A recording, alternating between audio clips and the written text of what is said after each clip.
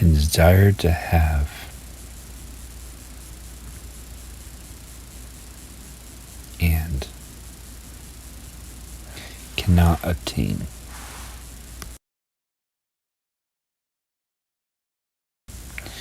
Desire as a verb.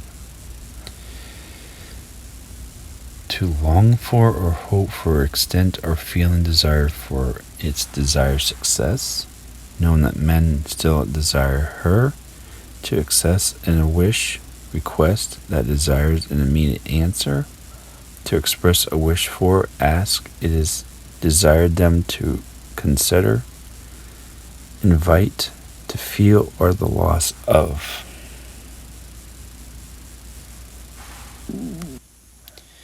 Desire as a noun. Longing, craving, teenagers' desire for independence, the expansion home-built craft that satisfies many people's desire to fly, sexual urge or appetite, something that longed for or hoped for, something desired, if you are my heart's desire, a usual format request or permission to have for some action. It is the desire of one's fifth of these presents. Wrong Desires by Bob Burgett, October 7, 2011. Christian Living Reform Theology. Wrong Desires introduces the 10th commandment by quoting Exodus 20:17. Ye shall not covet your neighbor's house, you shall not covet your neighbor's wife, nor his male servant, nor his female servant, nor his ox, nor his donkey, nor anything that your neighbor's.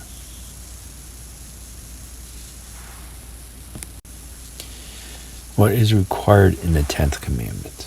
The 10th commandment requires full contentment with our own conditions, with a right and charitable frame of spirit toward our neighbor and all that is his.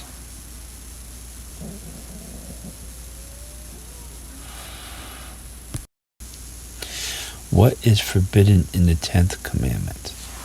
The 10th commandment forbids all discontentment with our own spirit, estate, envying or grieving at the good of our neighbor, and all ignorant motives or affections to anything that is his. If you look carefully, you can see that the commandment does not forbid coveting.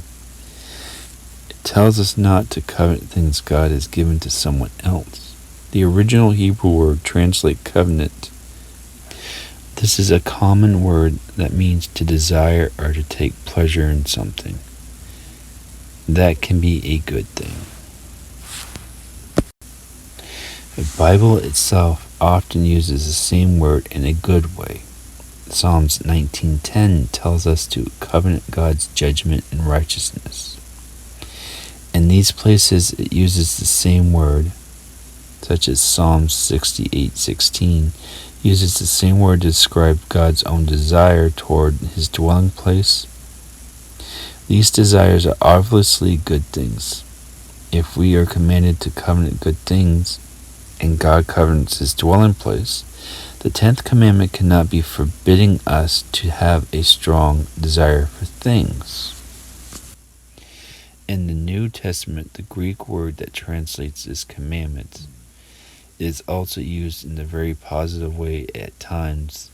In Luke 17:22, we are told to convert or long for the return of Jesus Christ. In 1 Timothy 3:1, men are told that desiring the church office of an elder is a good thing. 1 Peter 1:2 says the angels covet or desire to see the work of the gospel in God's people. We have to be careful if we simply shorten this commandment to say, "Thou shalt not covet."